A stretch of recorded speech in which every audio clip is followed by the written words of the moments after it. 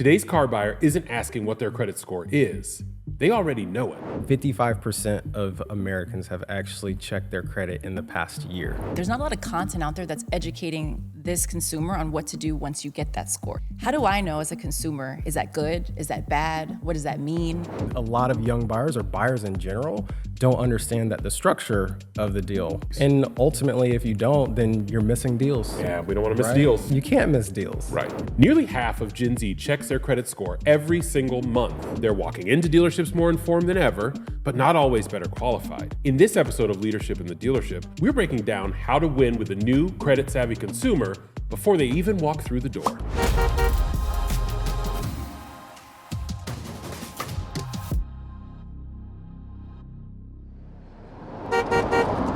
We are so excited because we are kicking this episode off with a special guest. And I know that if you're watching right now, you realize, who's this guy sitting next to us? And we are sitting next to Charles Rowe. Charles, thank you for coming on to our show. We're so excited for you to be here. Yeah, thanks for having me. Thank you for having me. I'm real excited. Yeah, it's going to be awesome, man. Absolutely. So Charles is an expert in a lot of things, but one of the areas that I think that he's really, really strong in is when it comes to consumer behavior based on what he does at FICO. So can we kind of kick things off with what have you been seeing in the marketplace from a credit perspective? Yeah, so right now we just published a study for our FICO Credit Insights biannual report, and 55% of Americans have actually checked their credit in the past year, which is up from 49% in 2024. That's crazy. Yeah, I mean, how often do you check it?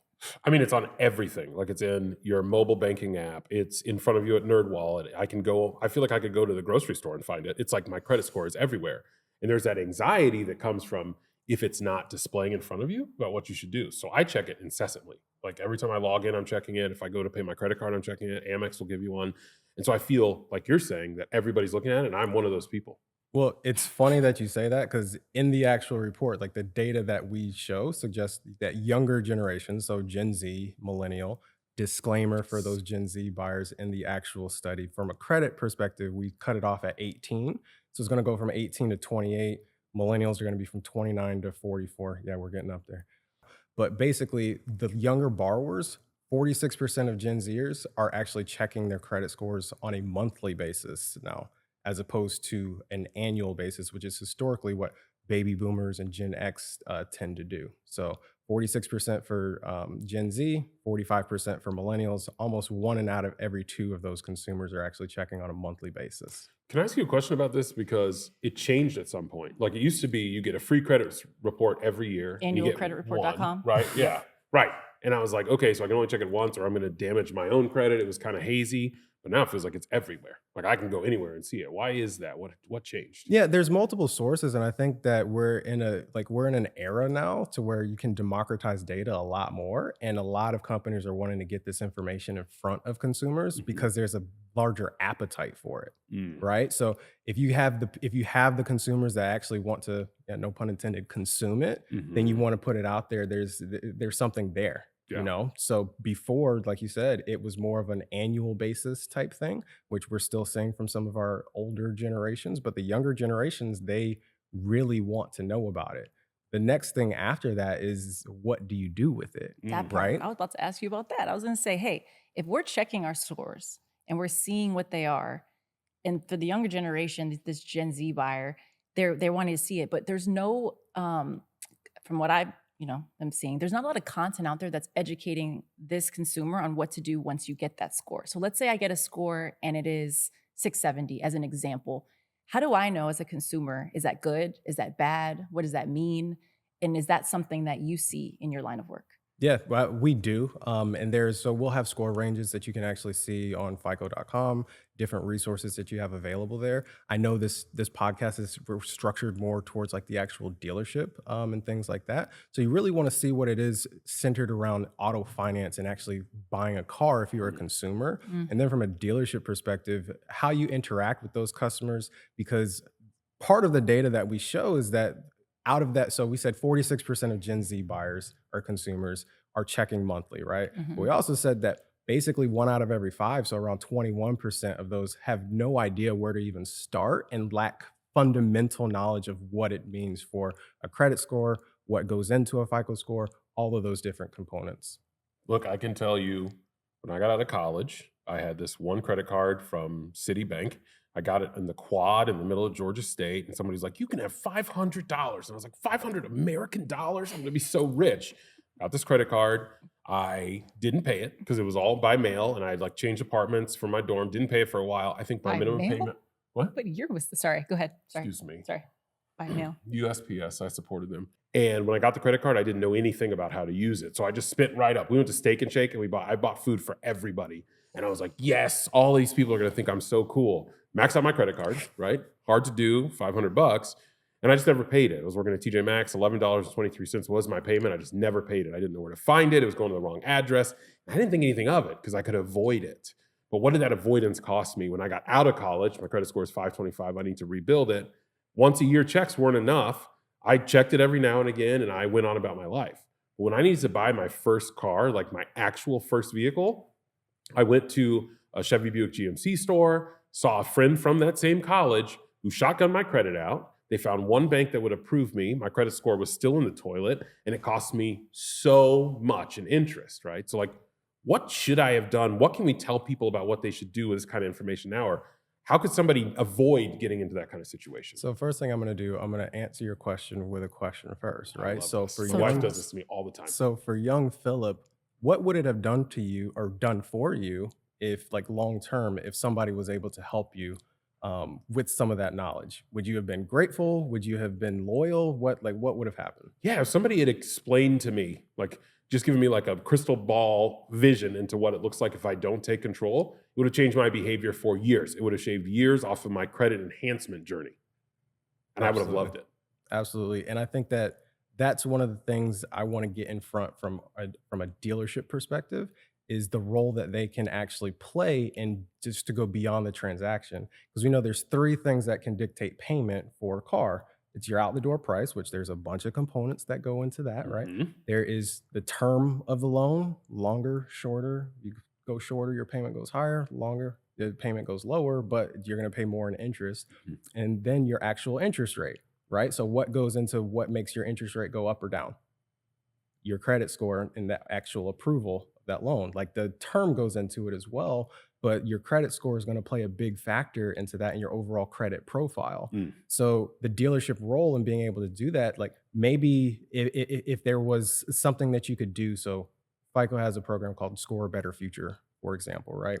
We're able to implement those things, get those things in front of our younger consumers, especially with just minimal tools that they can utilize. Now they're going to be able to assist that affordability issue that we see. And you guys have talked a lot about that from, the price of the car and all of Mhm. those other things. But if we can actually say, hey, this is what goes into the interest rate, and this is what's going to help keep that as low as possible, then you don't have to pay unnecessary money to the bank in interest. That would have been clutch because that car cost me way too much, right? And I didn't know any better. I had no other option. I had to have a vehicle. And we talk about this on the show. It's like, if you need a vehicle, you need a vehicle. There's no other way to get around. So you'll do whatever it takes to get it. And if there's a way to keep money in people's pockets, then that's something that we should definitely share. And if it makes it easier for the dealer and less friction, even better. Easier for the dealer, easier for the consumer, right? You keep that payment lower, it helps them be able to buy the car, Yeah. which is ultimately what they're there for. So you still may be able to do that, but now what's going to happen on that next transaction? And if young Phillip was able to get some of that information from somebody, maybe it was a dealership, maybe it was somebody else, but those are things that you're going to remember. I mean, you just remembered the actual dollar amount Yeah. of the payment. Yeah. Yeah. Right. Mhm. So 100%. clearly that was impactful for you, and I doubt that you are actually alone, and the data suggests the same. Yeah, it kind of sticks with you, just like the first bad haircut I had. Like you remember all of those pieces and you're like, oh my goodness, if I could have done it differently, I would have. Yeah. If there was anything else I could have done, yeah, it would have been great. That's No. wild. Well, it's interesting that you say that, Philip, because as you were talking, it was making me think of a bunch of different things. And I know we kind of started off this conversation talking about how the Gen Z buyer is checking their score more frequently, right? But the data suggests that even though they're checking it more frequently, their scores are dropping. And I'm kind of confused about that. Do we know why? Well, Charles, let's ask you, why are these Gen Z buyers' scores dropping now more than they used to when we were younger? So on average in total, the average score is actually decreased by 2 points nationally, Just right? two. Just 2 points. It doesn't sound like a lot, but that for an average of everybody, that's actually significant. Specifically as it pertains to Gen Z, something happened that hasn't happened since COVID. And we Mm, actually resumed student loan payments for reporting delinquencies off of those. So overnight, seemingly, you had a bunch of new delinquencies that were reported to the credit bureaus, which in then part lowered lowered those scores. So who typically has more student loans? Mm. Gen Z, millennials, anybody millennials or younger, I would say. Exactly. So what we're seeing, and really what a dealership is going to be seeing for a lot of their clientele and some of their buyers, is we're seeing a lot of the middle credit scores being removed. So you're seeing more people scored lower because of Mhm. those new delinquencies that are being reported, especially for student loans. And you're seeing more of the higher scores reported as well too. So it's less in the middle, similar to what you hear about for the middle class is shrinking, Yeah, similar with the same thing as terms of from a credit perspective as well too. that's what would you fascinating. consider to be a middle score? Like from a FICO standpoint, or like what is the middle? Middle, you be in that like that mid 600s, Mid mid 600s. 600s. Okay, that makes sense. So when you say that it's growing at the bottom end, that's people from like, what is it? Like under 600 that it's really starting to I can't expand? remember the exact cutoff that was written in the study, but I believe it was below Okay. 600 mark. And that's hard to climb out of too. That's like the thing that makes it difficult. And like we talked about, it limits the amount of vehicles you can buy, right? It's one of those things. It's hard because it takes time, Yeah.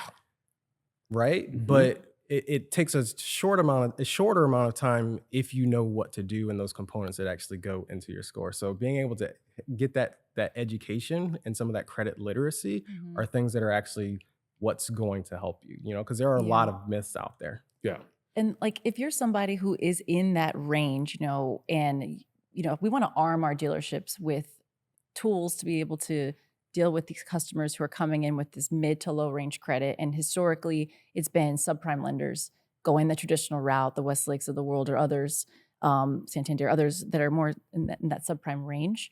But with somebody who has a score that's like that, it's essentially like, what if the only factor that's contributing to their score being lower is the student loan? Like what you said, maybe they pay all their credit cards, maybe they pay their car note today and they do all these other things, but there's just one area that's weighted so heavily that's causing it to drop. I think for people like that, somebody like us is really beneficial because we really cater to consumers like that. Would you agree?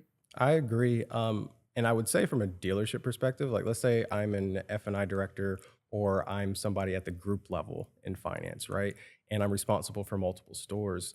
Information like this and knowing, say my dealership is located next to some universities or a school, for Yeah. example, right? Like you may have a higher concentration to where, again, these numbers that we're talking about or that we publish is from a national population percentage, but you might have a higher concentration depending on your geographical location. Right. So being aware of those things and knowing, having that relationship with your overall lender pool is going to be very important, right? So I call it sort of take inventory of the lenders that you have. Mm, So if you don't have somebody right now that's supporting that segment the way that you want to, or if these are newer trends that are coming up, hey, leverage that relationship when you have those conversations with some of your lenders and say, hey, how are you guys viewing this? How are you guys taking a look at this? So that way you can pass that information along to your staff. no, Yeah. I like that. That makes sense. And it's interesting to think about that, your like diversity of your lender pool, because one of the things that we do, we work hand in hand with FICO, right? It informs the model, it helps us determine creditworthiness. And then we go outside of that to add more pieces through the AI to assess somebody's creditworthiness. Right. FICO is definitely a part of that. And if you have, let's say, just your lenders who aren't focused on these other pieces, you might be missing out on some of that pie. So there could be more people that you could service. There could be more people you get into cars if you don't have that diversity in your lending pool. So I think that that's really cool to bring that up because I think that's an impactful piece. And ultimately, if you don't, then you're missing deals, Yeah, we don't want to miss right? deals. You can't miss deals. Right, right. And that's why you get up. That's why you go to work. You're Mhm. here to serve your community, but you also need to sell a car Yeah, at the same time. yeah, I learned a long time ago. I actually sold cars myself, and profit isn't a dirty word, but in order to even get to profit, you have to sell a car. yeah. Yeah, it's very hard to make money when they're all sitting on your lot costing you Exactly. money. I would Exactly. agree with that. I talked to a dealer recently who they like our product. They have a lot of diversity, right? They do Toyota as their like main body that they work with, and they work with other lenders in their lender pool.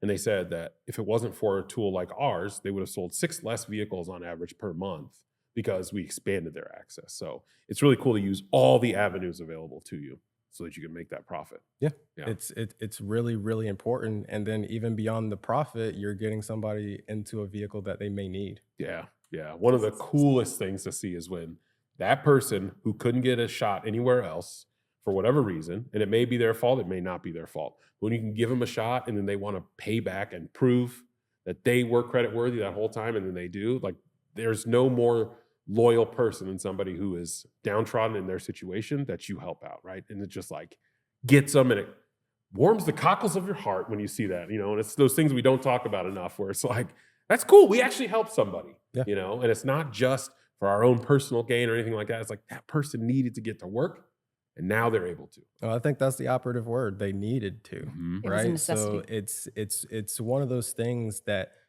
our data also, we did a payment hierarchy, right? So what would you say is the payment that a consumer chooses the most over the data is from 23 to 25. I would imagine. So what are they going to pay first? 23 to 25. 2023 to 2025. Their house? House, Car. it was a car. Really? So right now, as a whole, consumers are paying auto first. They're prioritizing that first over the house. It was auto, mortgage, personal loan, credit card, and then fifth was student loan. I knew that credit card was going to be towards the end, and I Yeah. figured that student loans were going to be at the very bottom. And it's a great segue because we're going to get into a lot more about the student loans and what's going on there. Personally, I think I got really lucky because I did sports, so I didn't actually have to pay for college. I had a scholarship, which was awesome. But so many of my peers that I know and people that I meet still talk about, and to this day, even people much older, that they have they use the term defer. I've been deferring, and I'm like, that just sounds like you putting it off. Yeah. Like, let's keep it real. 100%. How long have you been deferring your student loans? And they will come up to get you at some point. So it sounds like they're Mhm. back again. Charles, you touched on it a little earlier, that's what's impacting the score. But is there more about the student loans that we all need to know from a dealer's perspective? So from a dealer's perspective, I touched on it a little bit earlier, right? So the new thing for 2025 is they resumed, I should say, in February. Mm. Okay. So right now the student loan delinquency is now reporting on credit reports. So those conversations that you have, whether it be online, whether it's in store, in that the sales step process, I'm sure you guys are very Yep. familiar with, Yep. right? There's usually a thing called qualification in there where you're trying to ask them questions and try to figure out where they are. I would really encourage dealerships to take this type of information and really try to understand what the driver is of someone thinking that their score is low, or that their score is low, if you haven't already gotten the information to be able to pull it. Because those are the things that, if it's just a student loan, Danielle, like we just talked about, are you having those conversations with your lenders to know what's their underwriting guidelines for those situations, since this is something that's going to be recurrent now, we think, Yeah. and how they're going to react for it, right? So now you can sort of train your staff a little bit better for how you're going to structure a deal at the desk, or how the salesperson is going to, do you need to bring that consumer in to be more Mhm. efficient with their time, especially if Probably. they're already in store? Just a lot of things to be able to think through. Yeah, yeah. That is really interesting because I think you often think when you're in a credit challenge place that everything you do that's wrong is going to affect you equally and it's all going to drag you down. It sounds like some of these things are weighted a little bit differently. And if a lender or if a dealer understands their lender base, they might have somebody to work with. They might even be able to stock the cars. Like if you're in a college town or you're in a place where there is more of this student loan debt, you might stock cars that are in a different pricing band so that you can still sell those to people as they walk in your dealer. So it really influences the entirety of your sales cycle. The entire of your front end, from front to back, what Yeah. you're doing at the sales floor, what you're doing at the desk, and then what you're also doing in the finance box. That's really interesting. Would you say there's any correlation between the student side of it and military bases? Like, is there any correlation there with the type of credit profile that you're seeing? That I'm not sure of. Okay. I would say more of the school The areas schools areas, as well. universities. It's not necessarily that it's you just may have a higher concentration near Okay. schools just Okay. because obviously the school is right there. Yeah. No, I was curious about that. So that's really helpful. What were you gonna say? We have a dealer that I work with that is right outside of the University of Virginia. And Okay. so all like 80% of their customers come from the school. They either work there or they're actual students. And so they literally use their knowledge of the school and what they will purchase to dictate what they're going to sell in their store. So it is really cool to see it kind of full circle and where it all interacts. And it makes a big difference, right? So Yeah. if you actually have the inventory and the consumer has to want to buy it, Yeah. but they have to also be able to Right. buy it. Right. Right. So like those two things have to be able to match up. So the fact that they're taking that initiative to do it, that's Mhm. essentially we're saying the same things. Yeah. No G-Wagon stocked at that store. I can tell you that. No, That's no, not the one to buy. no Yeah. G wagons. Charles, from your perspective and your experience, what would you say is like the biggest misconception that a young buyer has when they get declined?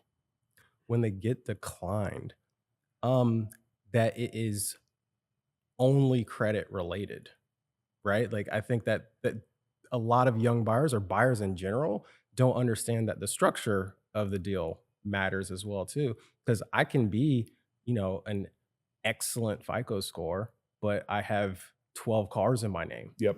Yep. That a lender is going to look at that and be like, why do you need another one? Mhm. And they can still decline you off of that. So from a consumer perspective, that's something that they may not understand. Yeah. Yeah. There's a lot of knowledge out there that people need to understand about their credit, it feels like, and how it's going to be used to help them or hurt them. That's what I would tell young Phillip. When we go back to young Phillip, I would be like, hey, all of these decisions are going to affect you later. So be very wise with what you're doing. I brought my time machine if you want to. Well, And fantastic. we should Let's all go. go back. I want to see young Phillip. No, you don't. Okay. This is the best version of Phillip. You do not want to go back to that haircut, I promise. It was brutal. When we're talking through this, I think the people who watch, we have a good mix of people who are in a dealership world, and some of those might be salespeople who are younger and trying to think about it because they also have to buy cars, right? And they also get that information. So I just would implore people to really think about it and take advantage of all of the information that's available to them as early as possible. take advantage of all the information that's available to you, and again, it benefits the consumer and the dealership, right? So the more information that you have as a consumer surrounding your credit, it's also going to help you too. Make sure that your credit report is everything is you, right? Yeah. Before you go to the dealership. Because now you could buy a car and have a higher interest rate for something that may not be you, or you could be declined because of something that's on there. So if you have that information beforehand, now you can avoid, something happen that shouldn't, and then also avoid something of you potentially paying more. Yeah.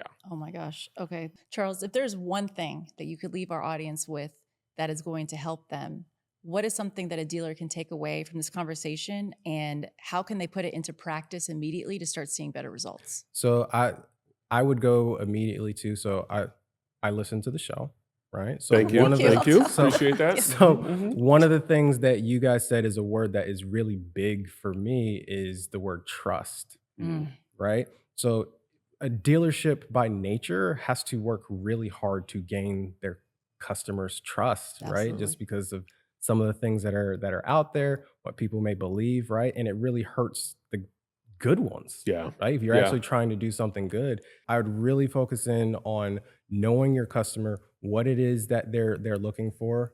We're bringing up a different angle that I'm sure a lot of people aren't necessarily thinking about with everything else that they have to think about. And I think this is a way that you can really connect with some of those younger buyers, especially. And those are the ones that are just going to continue to mature and add buyers to the market. So you'll be ahead of the game if you are able to do that. That's really cool. That's Oh, really cool. That was powerful. Well, guys, if you got a lot out of this episode, you took something away and you're going to apply it, definitely hit the like button, subscribe. We're going to be back with Charles potentially for another episode because he's awesome. And stay tuned because you don't want to miss all of the tips and tricks that we're giving you to improve your dealership and your customer's experience. Thanks.